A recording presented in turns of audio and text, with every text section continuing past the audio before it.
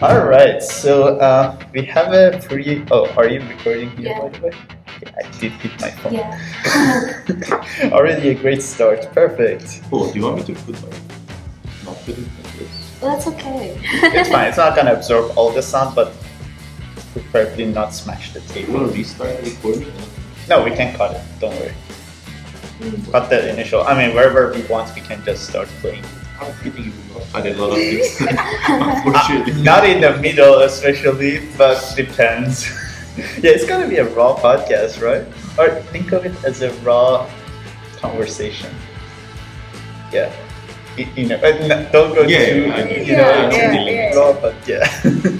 All right, so we have a pretty interesting group of guests here, so we can start, and not with the fun facts, I guess.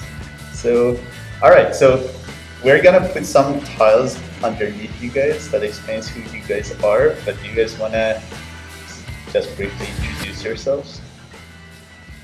I've never seen Adib so awkward. Just because there's some police outside. Oh, okay. Makes Yeah. me nervous. There's police coming from. But anyway, I'm Adib. Right now, I'm undergrad student at U of T. I lead the Google Developer Group and the Gen AI Genesis Hackathon. Yep, I'm Hasleen. I'm also an undergrad student at U of T, but I'm doing a combined degree, so I'm doing undergrad with masters. And I also led the Google Developers Group, and I was the finance chair for Gen AI Genesis, and I've led two other clubs, but that's a separate story. And yeah, that's me. Yeah, a bunch of crack people. All right. So based on your experiences, I'm kind of curious because you guys have done like a lot of like leadership and teamwork type of experiences. So I feel like you have seen a lot of different interactions. So I'm kind of curious to know in your experience, who are the best team workers? Like, what makes someone like a great team member? And whoever wants to go first. I think it's fundamentally about what's the benefit that person gets from being in the club. The best team member is someone who has her or his own stakes involved. So by doing the work that they are doing, they're getting indirect or direct benefits that's separate from the hackathon or the event or whatever, but is beneficial to them specifically. That becomes a source of motivation for them to work. And I feel like that comes from knowing which team and which objectives to assign people. If you're looking for, like making some connections and you join a partnerships team, you probably do a much better job of securing sponsorships than if your interest is if you're not interested in that space. So in my opinion, it's about your selfishness. How selfish are you about getting stuff for your way, and the club or the group benefits indirectly as you go there. Yeah, I agree to that, but I think one extra thing that makes someone a great team player is their genuine interest in learning something. For example, I'm from accounting and finance. I had nothing to do with technology. I was as illiterate as someone can be when it comes to tech, but I joined Google Developers Group, one because it was a finance position at the first place, but second, I really wanted to learn, and I was genuinely interested in understanding how does tech work, like what is it just coding, is it just creating apps, or what exactly is it? So although it resonates with the point that there's something for the person in it, but also a genuine curiosity to grow and to learn helps a person to give their level best when they are working in teams, or just extend beyond their capabilities, and that probably makes someone a great team player, I think.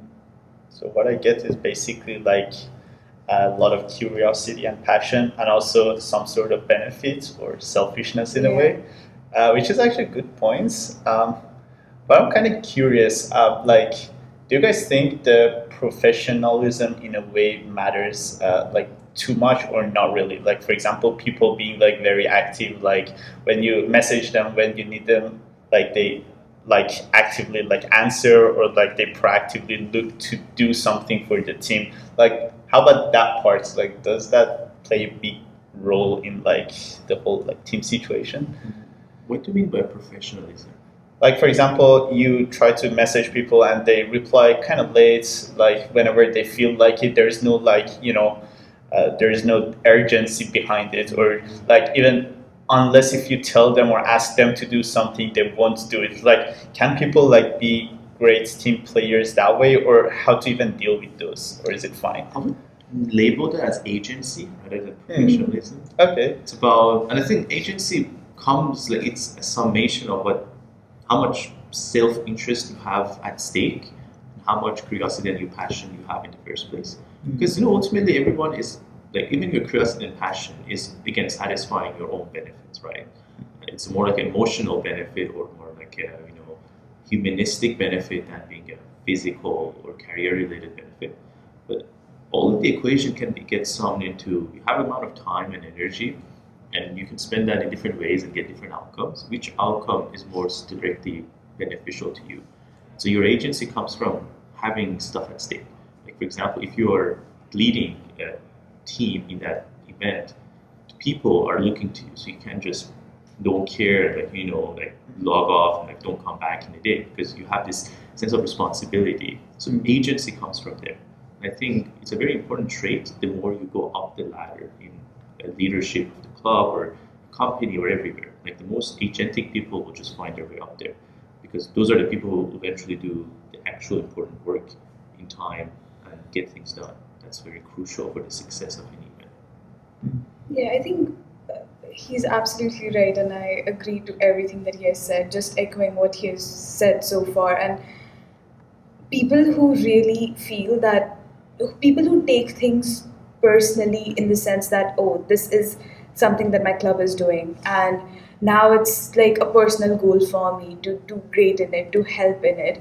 I think those are the people who become really great and actually go up the ladder, and they do a lot of things for themselves as well in the pursuit of doing something for the club or for their organization for that matter. But going on to the main question, when we talk about professionalism, I think it goes both ways, not just by the person who's in your team, but also for the person who's leading the team. Like, you cannot expect someone to be there all the time because they have other things to do as well. That is professionalism for you, from your side, that you do not expect very hard things from your team, and you try to understand them and their perspectives. And on the other hand, the team tries to be there as much as they can, and they try to understand the leader's perspective. I think that is what makes a team great, where people are understanding each other, they know their working styles, and they are moving forward together, rather than someone is moving too fast and people are left behind, or someone is not just moving and people have to delay their things for them. So I think that balance is needed, and that is what leads to professionalism in work. That's a valid point. Do you want to go for it? I just have a question. Among the team, does it matter what the size of the team? Like, if the size of team is very small, and then maybe every team members is being appreciated or something, and then they could do much better. And then if there's a lot more team members, and they feel like, oh, even without me, everything else will be going very well. That's kind of I have a question about that. How does a person to do well in different settings of the team size? Yeah, I think when the team gets bigger, you create smaller groups within, and each smaller group is being led by one person, or they have a point of contact, and that person who's their point of contact makes sure that they make their team feel valued. They understand how they work, and they work with them their way. For example, some people work well when they are given a lot of responsibilities. Some people work well when they are praised with what they are doing. Some people work well if they are getting constant feedback about what they are doing. So even if the team gets bigger, there needs to be some structure in it, so that every person has some leader, or some hierarchical, or someone up above them who can guide them, or talk to them, who understands them and leads them throughout. Because otherwise it's just a very loose structure. But even if the team is too large and people feel that, oh, even if I'm not working, it's fine, other people will handle it, that's just very personal to them, right? Because there could be other perspective that says, there are so many people, I need to work really hard to be noticed. So you'll have all types of people, and it's a very different approach to deal with all of them. But at the end, there will always be people in the team who do not want to work too much, and there will always be people in the team who really want to work a lot, who will probably do the stuff that you are supposed to do as the leader. Yeah. To me, agency is your sword, but also it's your shield at the same time. You can use agency to get more stuff done, go up the ladder, be involved in more interesting, cooler, beneficial things. But at the same time, your agency will defend your current stance in where you are. It makes you irreplaceable, indispensable. And so, to me, it's a good trade-off. Like if you're not putting effort and you're not agentic, and you start seeing you're getting replaced, that's just a feedback loop that either leads you to take this seriously, or just gets rid of inefficient people in a highly productive loop, so that those objectives could be assigned to people with higher agency to make things work more efficiently and faster.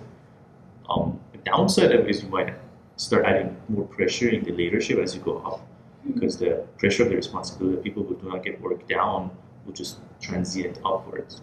But again, if you are signing up to be a leader, like that pressure is what ultimately makes leadership challenging.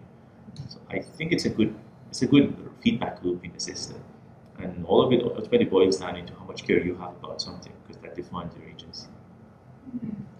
Fair enough. Now that you brought up the feedback loop, I'm kind of curious, how do you guys like try to go about it? Because that's something that is very hard to, like keep around, like, because you need to maintain some sort of distance so that you have the, leadership aspect, like you can like tell people do this or do that, or make the hard decisions when it's needed.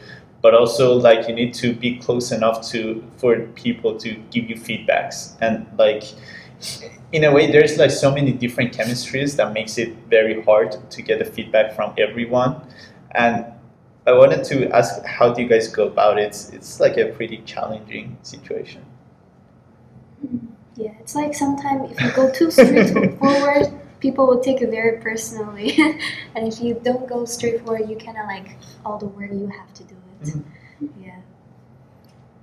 Also, to add something to it before you guys answer, also, what do you guys think about the feedback sandwich? Basically, what it is that people usually, when they want to give a negative feedback to someone or say don't do this, some people who are generally nicer or have like more like a nicer approach, they put like compliments before and after the negative points, and some people believe that diffuses the point of like giving the actual honest feedback. But a lot of people think that might be the nicer way of going about it. Do you guys even think like that's a good one or not? Like, what is your approach as general? Unfortunately, my approach is being more direct, I assume. Like, I mean, there are scenarios in which you want to be like accommodating, understanding. Like, feedback is not just about like thinking things your way. It's also about understanding the person's perspective, because the feedback should be productive both sides. But I think being direct and focused is better, because you keep your communications lean so everyone can focus on what actually matters. But the downside of it is it might get harder for feedback to go up the leadership compared to coming down. And like might end up having like the feedback be more diffused, more gossiping style, and like less of a direct feedback to the person on top. Which like, to me, getting feedback from a leadership perspective is not an inactive process. It's not that you should just sit there and wait for feedback to arrive your way. You should go and seek that feedback. And it happens by talking to people who are closely working with you, because those people will hear those downside feedbacks that's not coming directly your way, but you can indirectly gain them by seeking the feedback from your vice leads or VPs who are working with you. And those will hear it from their directors or people who work more closely with them. That's how you get that chain of feedback going. So it's about how much effort that you have agency in your own criticism of your own self-feedback. But that's a loophole in the system per se. Because you might end up becoming like that kind of like non-super friendly leader who's like very like hyper focused on the objectives of the what we want to get done rather than on the team that actually gets that done. And to me, that needs you to have leadership around you that will accommodate for that. If everyone in the leadership are super focused, then this thing will collapse. But if the central person is super focused, but the people around that person are more caring towards the team, that will keep a healthy balance. I think for me, it's a bit different. For me, when I have to give feedback, I do not, my personality doesn't come into play there. I try to understand how the other person works. If they are a person who feels motivated with, like, they want positive affirmation to, feel motivated and work well, then I will follow that sandwich approach.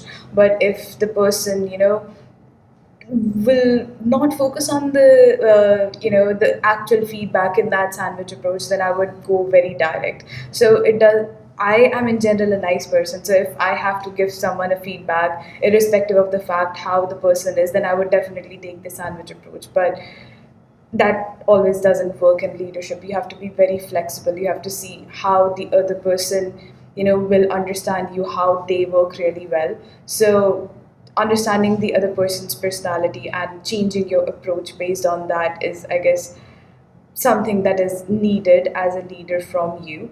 Because let's say there's a person who's very direct, and especially as a female leader, many male people do not take you seriously, and there you have to be very direct and you have to show them that, okay, you did this wrong, please do this correctly. Or be very direct, let them know what their problem was, let them know how exactly they can improve, so that one, they understand where the problem was. Second, they also know that what they are doing is impacting the team, or what they're doing is being noticed by others, so they can't just just do wrong things and be fine with it. So it really depends on the other person. That's just what I wanted to add.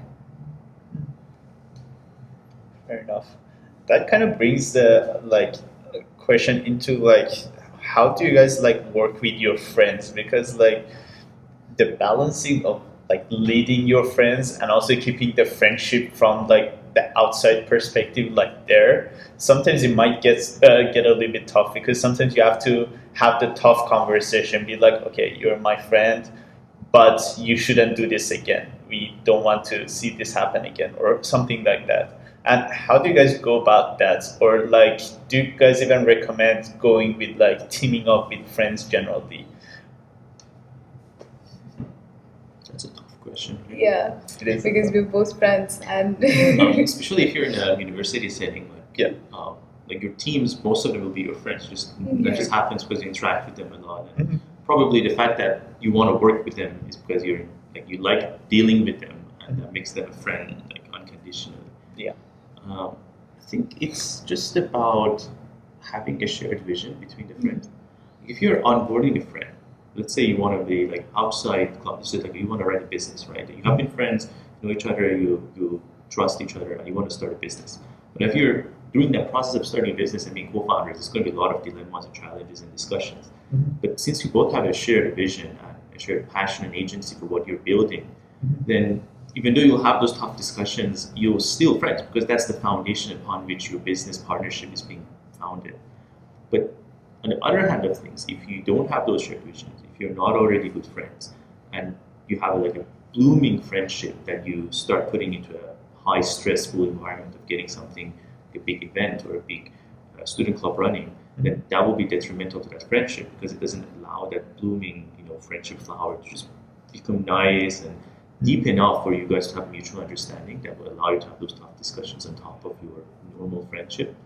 So I would say you'll lose some friends, but you make your current friends stronger, because those tough moments are what makes you realize the value those friends are adding and how much value you add to them, and ultimately your respect for each other. Yeah, I totally agree to that. It could not be well explained than that. And just moving on from there, if you are really good friends with someone, that basically means you have open communication with them. They don't take things personally when you say to them. For example, in friendship, I guess the best part is that they can tell you where you're wrong, and you can understand them, because they are coming from good intentions. And I think if that great friendship does work together in professional settings, it's, I think, easier and better, because now as leaders you communicate with each other really well. If something is going wrong, you can directly just tell to them, and if something is going great, you can appreciate them, and you know that they won't take that as well too personally, and they won't fly in the air beyond the ninth cloud, and so I think the best part, and personally as well, so we led Google Developers Group, the three of us, Adib, me, and Alankrit, who's not here right now. I think even that there, the best part was that whenever one of us was going wrong, the other two people could tell them that, okay, this is not going right. How about you try this? Or how about you let me deal with it and we see how that goes. So I think that really helped. And since the top leadership was friends and they were creating that friendly environment, that kind of transferred to the rest of the team as well. And over the months we saw that the entire club is becoming like friends, right? They are hanging out together, and that is helping to do better things and communicate in a better way, and people are understanding each other, so they are working really well. So I think a strong friendship could definitely lead to great leadership together. That's a valid point. Yeah, but you still have to make some sacrifices. Yeah, Like, it's not going to be all good. There are Exactly. friendships you might lose. There are friendships that could have not gone the way they went, but because of that business or leadership association, they couldn't just become the friendship you expected them to be. But these are the sacrifices you should make if you truly care about the mission you have to make that thing come live. That's actually valid. It's just for maybe a lot of people can resonate with me too. It's kind of harder for me to confront my friends in a very at least not the ones that are super close to me, and especially the ones that I don't know if they have enough humility to take it well. It's harder for me to confront people, especially in earlier stages of friendship, as you mentioned, the blooming versions. And I do generally give people feedback. I never hold back my thoughts, and I would love to have an open conversation. But if they don't take it, that maybe the first time, the second time, if I try and they don't get the feedback, usually I'm kind of stuck in between. That should I keep pushing it or keep the friendship intact, or what should I do? Should I be very tough leader and be okay, you're out of the team because you're not doing it, or if you don't do this by that time, at that point we're gonna have some situation. Usually what I do is that I go with a nicer approach and I pretend that they're not a part of the team, which is kind of wrong. But how to even tackle that situation? Do you guys go with getting rid of that person from the team if it's necessary? Do you guys go very harsh, even though it might impact the friendship, realistically? I feel like I might know Adib's answer a little bit. You want to go ahead? No, I can give okay. Having been in those situations, I know your answer exactly what you're gonna say, but I think first of all that is part of the sacrifices that Adib was mentioning before. But having been in those situations personally, I think whenever I came across certain things, I tried to reduce the responsibility that that person has in the team, but let them stay. I see. If the first time feedback is not working, the second time it is not working, it just shows that they do not respect me as a friend. Leader thing would come later, but as a friend, if you respect your friend, you would definitely listen to what they're saying. You would try to understand, or you'll have more conversation about it to explain your point or to understand their point. So if that feedback loop isn't working, that basically means they don't even respect me as a friend, because if they would, then they would listen to me. And my next step would be to not do something too drastic that would start some kind of gossip or anything in the club, but silently cut their responsibility so that their incompetence or their wrongdoings do not impact the entire work. But to be very honest, sometimes you have to take the difficult decisions and make it very obvious that, okay, this was not working well. This is the reason why you're being removed from the club, so that other people also notice that, there is some sort of decorum and some sort of, standard that is followed in the club or the organization, and you have to keep up with that. and there's no partiality in the form that, oh, they were the leader's friends, so they didn't get removed, but other people, if they do it, they will get removed. So you set a standard and you follow that, because your goal is to, fulfill the goal of that organization, the hard work that you're doing. So many people are putting in so much effort for that. So your main purpose is to fulfill that, not to, satisfy some people, Fair I mean, yeah. What do you think? What do you think? I have a lot of different perspectives about this matter.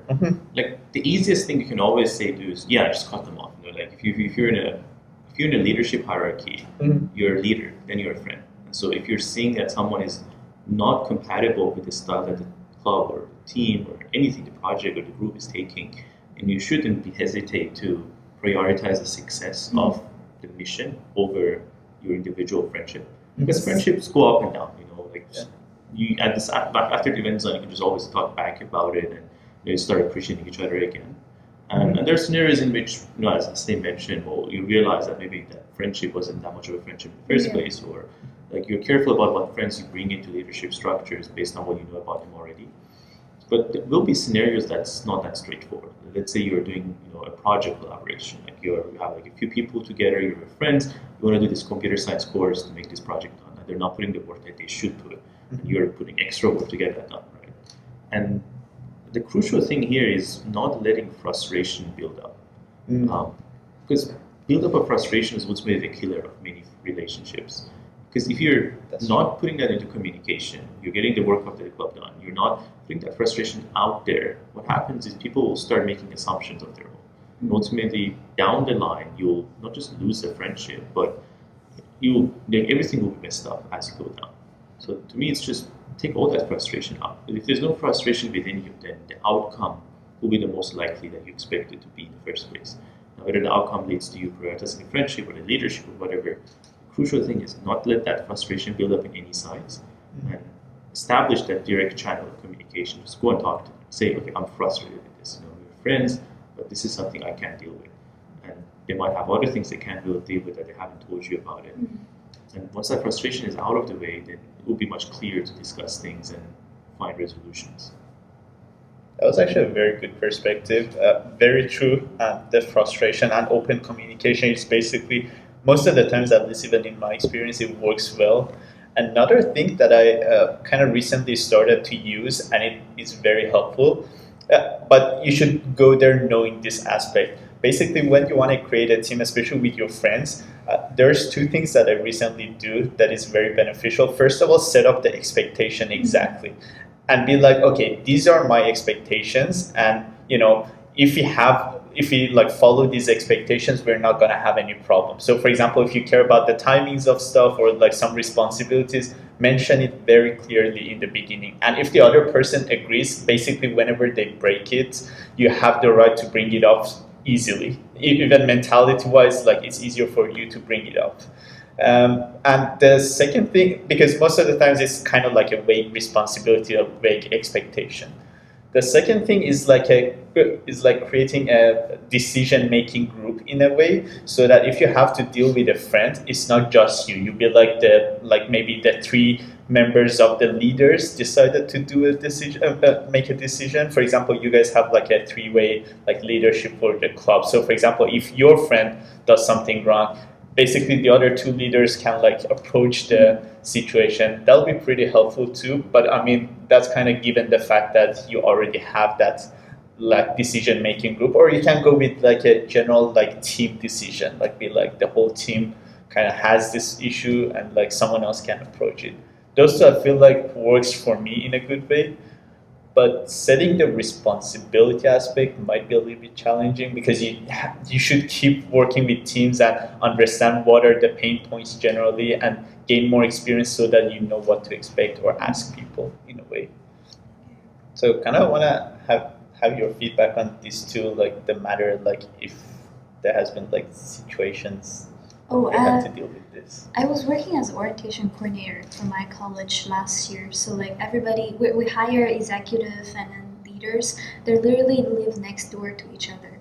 And so there could be a lot of like conflicts between each other. And I joined a lot of like training. They all said, oh, when you're in leadership position, you put your hat on, and then when you are in the friendship position, you put your hat off. That's what they say. But it's pretty difficult. I hire a lot of my friends. I feel because you said like you know them pretty well and you think they can do well. But sometimes in the like just 1 week, it could be hypertension, and then you just cannot hold your emotions, so you will go straight.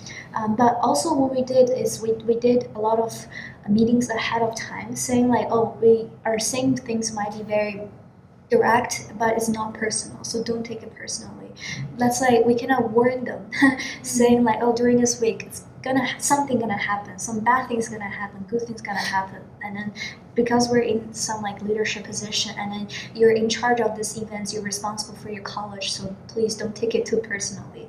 And I think in general it's pretty well, like nobody's really like ditching off with each other or like so like something as you two say, it's during your leadership, and it's something we can also do before you host like events ahead of time. That was a good point too. One other thing that I heard about, I kind of want to get your feedbacks on it. It is from like someone I really respect from the industry. His name is Simon Singh. Some of you might know.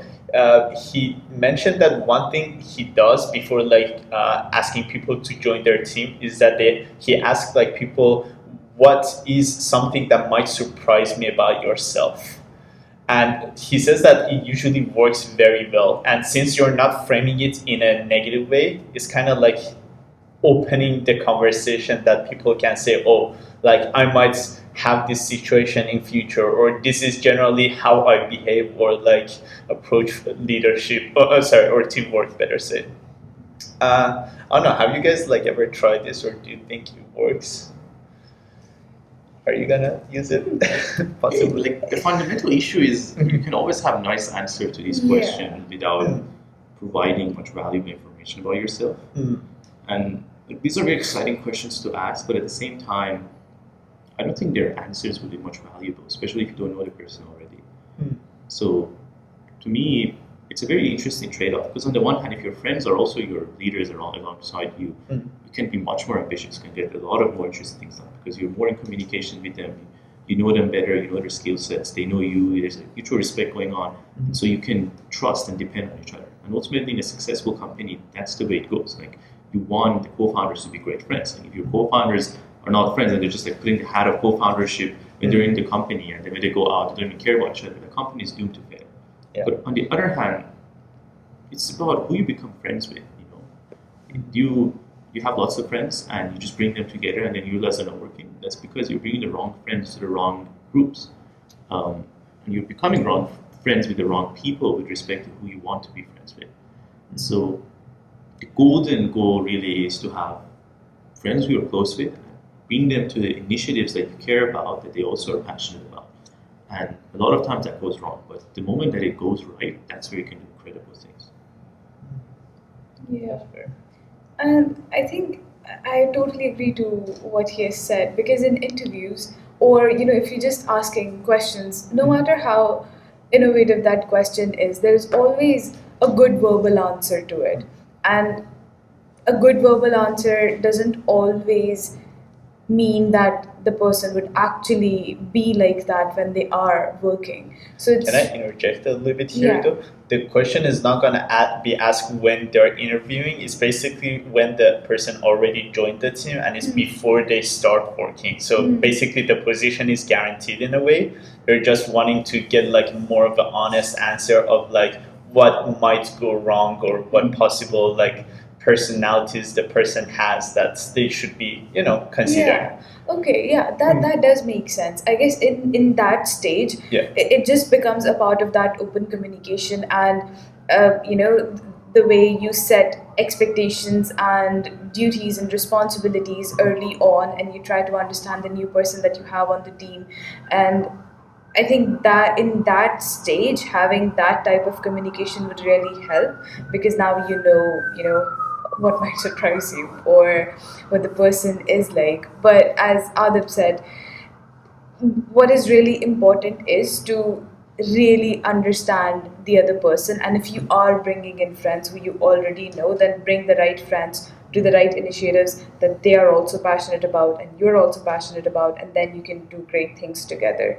So yeah, I agree to what you've said about, understanding the person right before you give them any responsibility so that you can tweak it accordingly. Yeah. Worst case scenario, you just make a lot of enemies. That's a part of growing up in the ladder. That is actually fair. Yeah. Like, if you don't have a firm stance and you don't have like enemies, you don't have lovers either. Lovers in a sense of Yeah, like admirers either. deep friendships. Or, Yeah. That's what they say. You go higher, the lesser friends near you. Yeah, but the friends that remain till the end, they are the true ones, right? I feel like it's partially the humility of people too. Some people take like suggestions or feedback a little bit too personally. Especially, I feel like, okay, I don't want to shit talk our generation, but Gen Zs are like a little bit more like they're grown up in an environment that is full of respect most of the time. So as soon as stuff gets serious, especially if they're not super like experienced or something, they're like, "Oh, you were like too tough on me," and like I'm not used to this. That might be a part of the situation too. Humility. That is very true. But think about your parents. They probably only keep one or two friends next to them, right? So Fair. Okay, let's get to some of the more personal stuff now. Oh, Yes. Okay. What is something that you're struggling with right now? Like, is there anything that is challenging you recently, or you have been challenged recently? interesting. Like what aspect? Yeah. I mean, it can be anything that is interesting or like challenging for you. struggling could be like, oh, I can't find a job, or it's hard to adapt to environments, I guess. Yeah, or friendships, or like something about your life. So, for example, you're like, I'm not like good at like, I'm like struggling with like balancing all of my responsibilities, or like anything can be. Which actually we get to the responsibility part too. But Anything you have any challenge? I don't think I'm struggling at any. I don't want to sound like boastful or anything, Yeah. but I take it in a very different way. I don't think I'm struggling at anything. It's just that when we start learning something new, it does require a lot of effort and energy, and some people call it struggle, but I enjoy that part. For example, currently, okay, this might sound too bad, but I'm learning how to code. I've not been in an environment at school where we had computers or we learned anything about tech. And coming here, the first year, I realized, oh, tech is needed. It's very important. So on the way to learn how to use AI to become efficient in my career in accounting and finance, the first step is to learn how to code. So I think that is something that's a bit challenging for me, but I'm really enjoying it. So I think that's something that's a bit challenging, but I don't think I'm struggling at anything right now. There are a lot of struggle, I mean challenge. Yeah. I don't want to It's put like a challenge. negative. Yeah, exactly. No, that's just a small challenge because as you keep growing up, learning new things start becoming hard. I didn't realize it well earlier, but now I'm noticing that if I was learning it in high school, I would have done very well.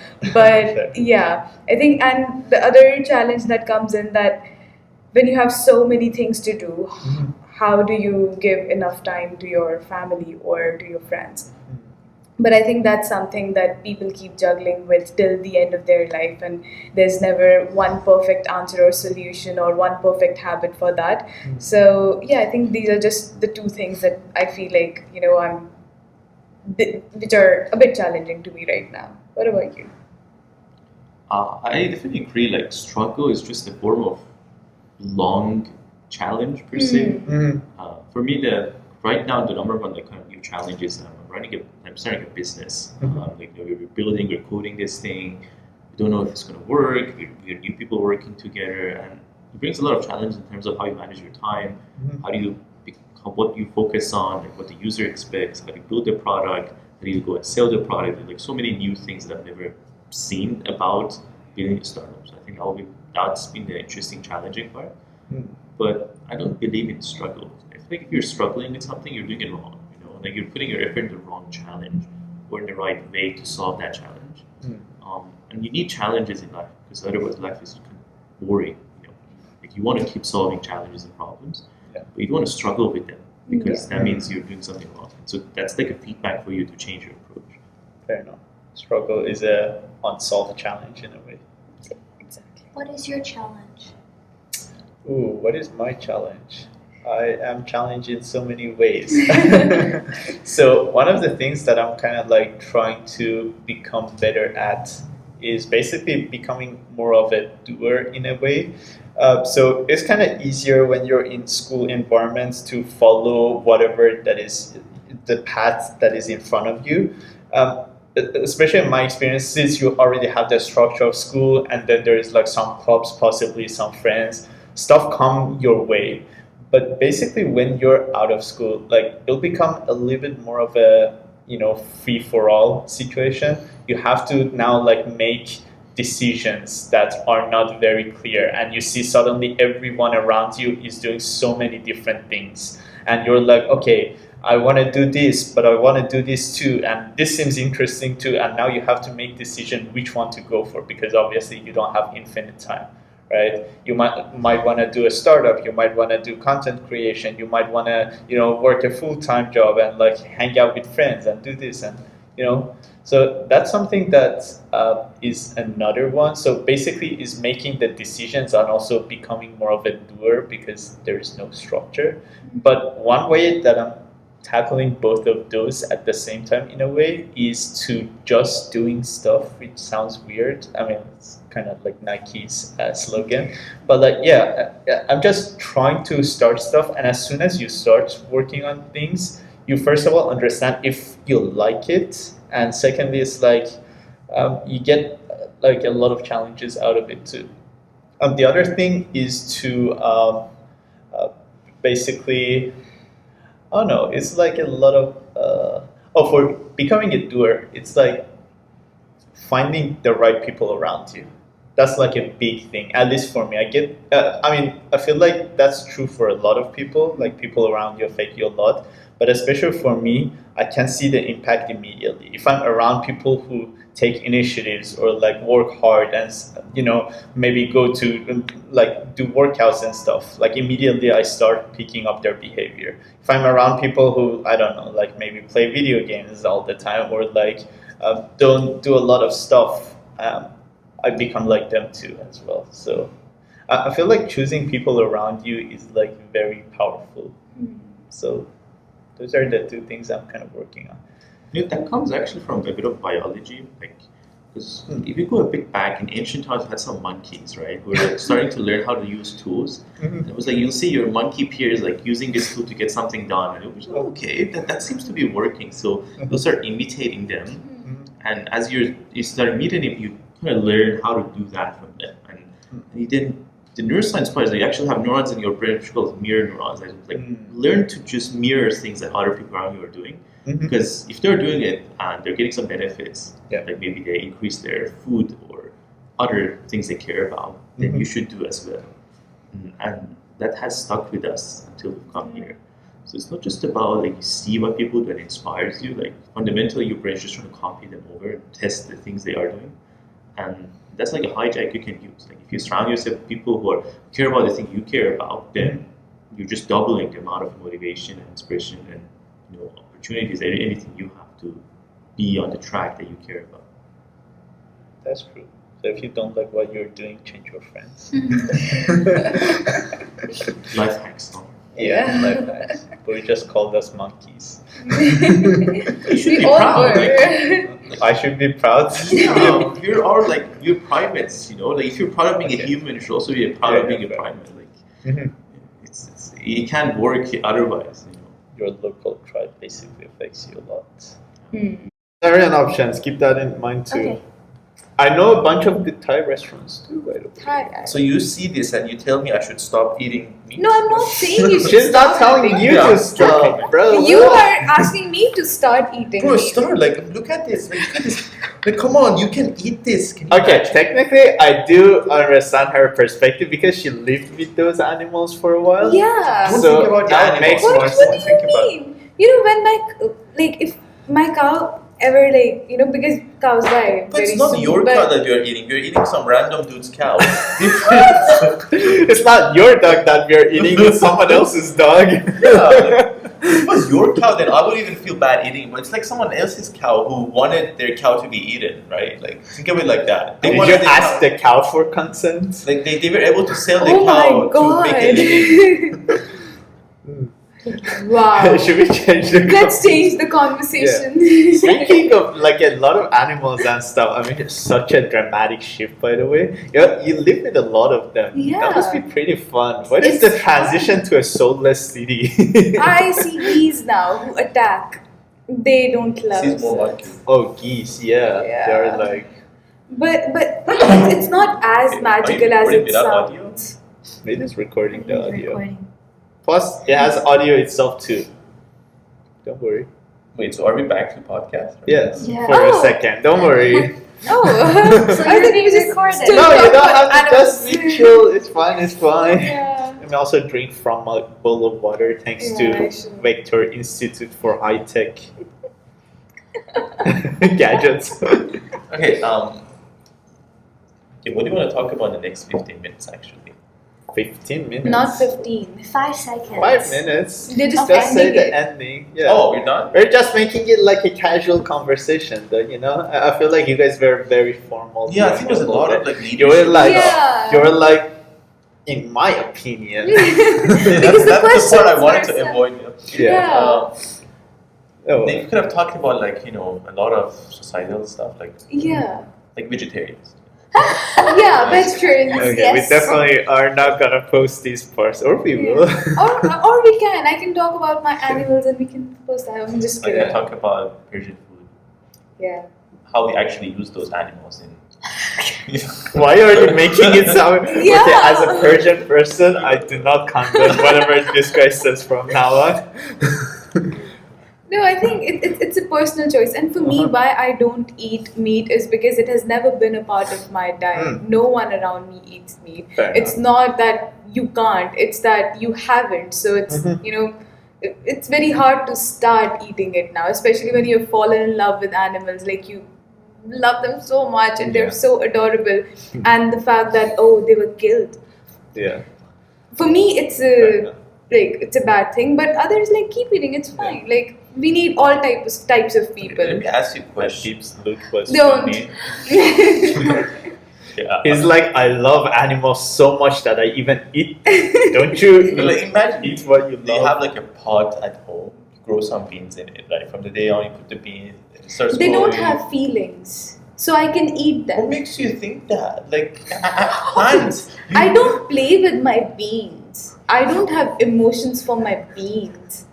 I Right? have emotions for those animals. That's because you're You also might an not animal, right? have So if them. you're all plants, then you get emotions. Like there's a parallel board in which we're plants, we have emotions for the other plants, and we're just eating animals like nothing, you know? Wait, it's actually a very like philosophical, interesting thing actually, because the kind of description becomes that how we treat people or like creatures that are less intellectual than us, right? The more difference the intellectual is, the worse we treat them, So right? it's sort of racism, you know? It's like intellectualism. Okay, that works too. Like we don't care about plants that much because they're not like that intellectually advanced. Then like we go a little bit higher, probably fish or something. Then like animals, especially the smarter ones that are like dogs or dolphins or something. So there's I think the point there is that, okay, for me, I don't know if I'm correct or not. I don't Yeah. know what other people think because I'm not stopping anyone to eat meat. That's fair, Eat yeah. it's a part of your diet. It's your culture. It's do it. It's fine. It's Yeah. not that bad. We need all types of people. It has to be a spectrum. Why am I But- getting offended by these sentences? She's being inclusive. Yeah, I'm being offensive. inclusive. But personally, I think they don't have a nervous system. So basically, they don't. If I cut them, they don't feel hurt. Fair I don't know if I'm correct or not. The biologist here can tell if I'm wrong or Biologists right. can tell you many things, like. Yeah, it's fine. I don't need to know those things. But yeah, I don't know. Because like, if pain is the issue, then you can just kill them in their sleep. Like, Oh my god. Same for human. yeah. Wait, but AI is gonna kill us when they're That's a intellectual separate issue. enough. Like I feel like Right. it's a nature role that organisms with higher intellectual capabilities have the responsibility, the duty, and also the privilege of using, eating, consuming, and leveraging organisms of lower intellectual capabilities. So to me, it's just a natural way things should go. So are But you once- supporting AI killing humans or slaving humans? Right when now, it becomes general intelligence, super if intelligent. AI actually becomes an organism of higher intellectual capabilities than humans, and I think that would just happen naturally. Okay.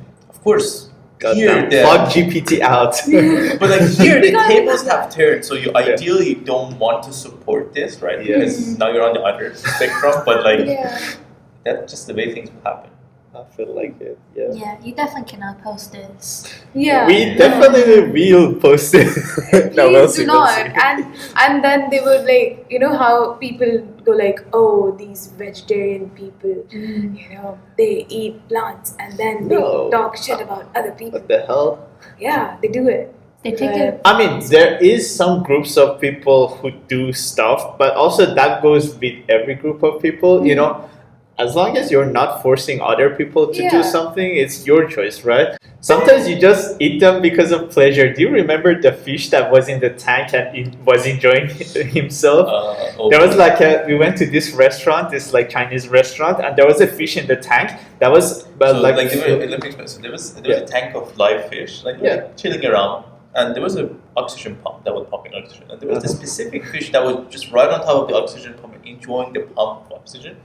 And then we ordered fish and we asked for that fish to be. We didn't ask. You asked that fish to specifically be served. No, like- it was a group decision to buy fish. We just chose which fish. And also, he posted a story like, "Fuck around and find out." You can see the pictures here for Yeah, we definitely should viewers. not post this. Oh, we're gonna post it. No, please. I told my dad I'm going on this podcast with my friends and stuff, and he asked me what are we going to talk about. I was like leadership and all We're gonna that. post the leadership And part. if he listens to this, oh my god. Oh my God, that was crazy. I'm not though. scared about other people. I'm just scared about my dad roasting me about all of Oh, this. yeah. Oh, my parents shouldn't find out about the podcast. God damn. We'll be cancelled. Yeah. No, we're We'll not be gonna cancelled get by our cancelled. own families. Yeah. Yeah. Any other spicy discussions you wanna have? No, I guess we're good. Talk about right now. I guess we're good at this point. It was a pleasure talking with you guys. Too bad that the third person was not here. Shout out Fallahpour. But maybe another time. Yeah. I hope you guys enjoyed it. And yeah, I guess bye. Should we say subscribe? Yes. Okay. No, 3, 2, 1. Subscribe. They have an unhinged. They have too many unhinged ideas here. I have to Then- take them then- out. I can tell. Not go